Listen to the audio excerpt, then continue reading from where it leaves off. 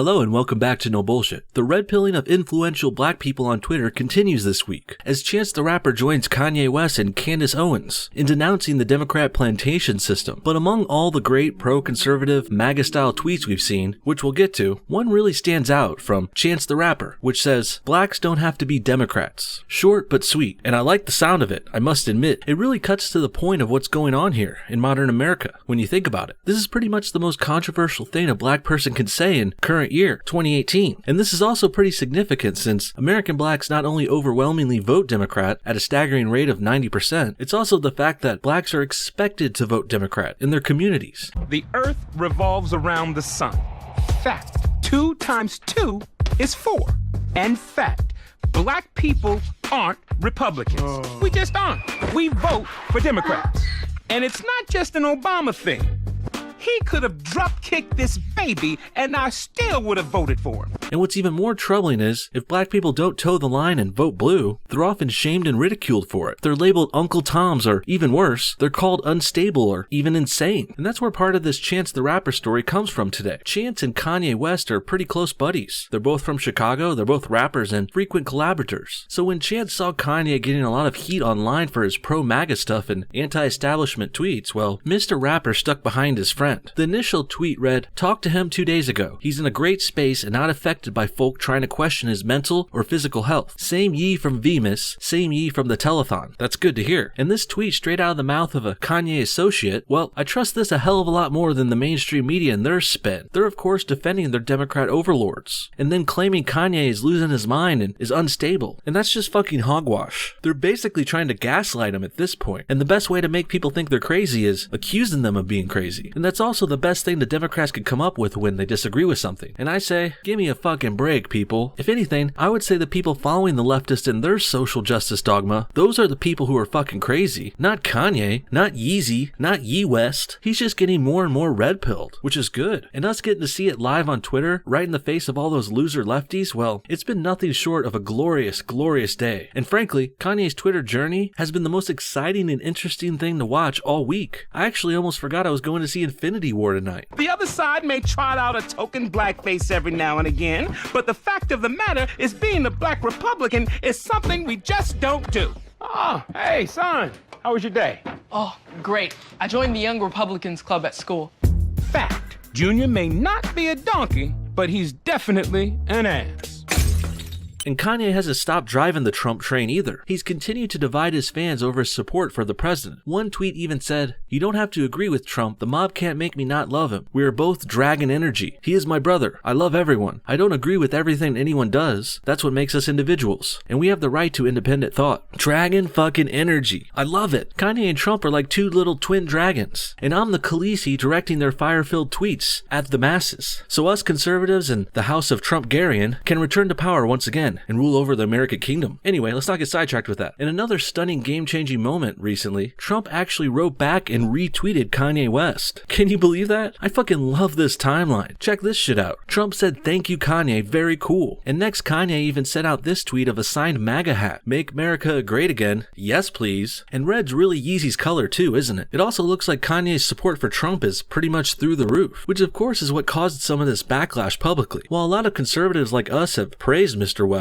but like I said before, the left-wingers on Twitter and in the media, they've been attacking him pretty hard. They're mostly calling him crazy and unhinged. And that's what not only prompted Chance the Rapper to step up for Kanye, but also Kanye's wife and former porn star Kim Kardashian, she also went to bat for Yeezy. She tweeted this about a day ago: "Kanye will never run in the race of popular opinion, and we know that, and that's why I love him and respect him. And in a few years when someone else says the exact same thing, but they aren't labeled the way he is, and you will all praise them. Kanye is years ahead of his time. I agree." And as ditzy as Kim may seem on her long-running Keeping Up with the Kardashians reality show, well, she ain't no dummy. As for the Kanye being ahead of his time part, I would say that's right too in some ways. You see, while we've been on the Trump train for a couple years now, No Bullshit is the real cutting edge. Well, unfortunately, it's really taken a lot longer for the general public to wake up to Trump's charm. There's also the slanderous mainstream media who's been holding a lot of people back and working against him. And without the time or proper places to find all the accurate information online, most people are stuck with getting their news at CNN or MSNBC. That are some of the now unwatchable late-night comedy shows. And in case you think I'm making this up, let's take a minute to look at one of the left-wing media darlings themselves, who's trying to mount an attack on our boys Kanye and the Donald. Here's a clip from The Late Show with Stephen Colbert, where he starts off his segment with a cheesy and demeaning voice that is supposed to sound like Donald Trump. But Trump tweeted,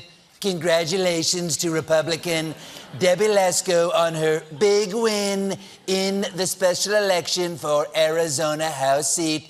Debbie will do a great job. Press is so silent." The way Steven does this voice here is just kind of mean and not really funny. I'm not saying that because it's too mean or I'm offended, but you can just tell Steven has too much internal hatred for Trump. It makes his jokes all come off as kind of serious and insulting and not very humorous. But right now, my Twitter feed is just tweets from Donald Trump and Kanye West.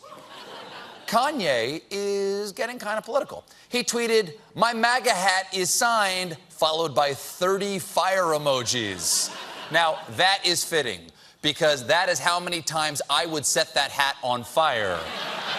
You see? Do you see how mean-spirited Steven is? His jokes aren't fun, lighthearted banter at all, and you can really feel his indignation, his bitterness over his party losing the election almost 2 years ago. This really kills the comedy for me, and I used to like him a lot too on the Colbert Report. But nowadays, Steven is so one-sided that it's not even fun to watch anymore.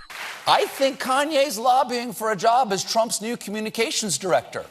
He could just change his name to Kellyanne Kanye.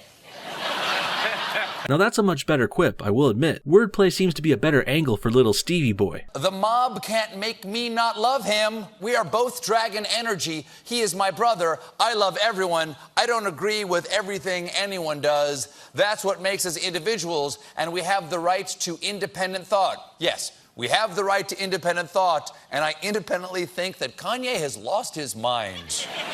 And the gaslighting continues. But despite the crazy voice Steven used to read that tweet, it really doesn't seem that unreasonable when you think about it. Kanye likes Trump, and he thinks they're on the same wavelength. They are both winners after all. This is really a very innocent thing to say, as long as you don't drink the Democratic propaganda and sip down their anti-American Kool-Aid. So I think you see what I'm talking about here. Not only are the left-wing media's attacks crude and mean, they're also wrong and ineffective. It also shows how worried the Democrats are about Kanye and him stepping out of line here. In fact, they got so scared they sent in John Legend, another singer, to try and set Kanye straight here. He texted Kanye recently, and Yeezy shared some tweets with screenshots of their conversation. Let's read the first one. It says, "Hey, it's JL. I hope you'll reconsider aligning yourself with Trump. You're way too powerful and influential to endorse who he is and what he stands for. As you know, what you say really means something for your fans. They are loyal to and respect your opinion. So many people who love you feel so betrayed right now because they know the harm that Trump's policies cause, especially people of color. Don't let this be part of your legacy. You're the greatest artist of our generation." Sounds like a line straight out of the South Park parody. Anyway, what a fucking joke this text is. There's no harm coming from Trump or his policies. I mean, how the fuck is he even hurting black people? I don't get it. Besides them being upset and crying everything's racism, I don't see how he's really attacking them. Name one thing he's doing, John, because just saying he's doing something doesn't mean anything. And this sad text, this pathetic attempt at manipulating Kanye, it's a real low blow. Thankfully, Kanye's bright enough to not fall for this crap. Yeezy even responded with this gem. "I love you, John, and I appreciate your thoughts. You bringing up my fans and my legacy is a tactic based on fear, used to manipulate my free thought." Whoa, Yeezy truly is a lyrical genius, isn't he? And why else would Legend bring up his fans and legacy here? He was trying to shame him, and since Kanye's so rich, these are the things that really matter to him. This was a weak and lowball tactic on Legend's part, one which leftists appear to not even realize is wrong and manipulative to do. In the end, Kanye West seems to have started a woke revolution for him and other artists on Twitter, particularly black ones. And this is really exciting to see in the black community too. Kanye is such a beloved figure in their circle, so John was in fact right about that. A lot of people do look up to Kanye and his opinions, and thankfully, Yeezy has embraced Trump, MAGA, and conservatives. So make no mistake, we're on the right side of history with this one, folks. And Kanye joining us is a big step in the right direction, publicly. Couple that with people joining Kanye like his wife, Kim Kardashian, who has a whole other world of followers we can now influence, and even got other rappers like Chance, who is from a younger generation, who we mentioned in his tweets earlier. And his first tweet really rang rings true more now than ever. The truth bomb of blacks don't have to be Democrats is a big move in the right direction for this country. Pun intended. What do you guys think? Is Chance the Rapper right? Why do people think blacks have to be Democrats? And what do you think about Kanye continuing to red pill people on Twitter? And what about Trump retweeting him? I think this will definitely help with the popular vote in 2020's election, the re-election of Donald J. Trump. And I still don't want to rule out a 2024 campaign coming from Kanye West himself one day. We'll just have to wait and see. Comment your thoughts on everything below, and thanks for watching No Bullshit. See y'all next time.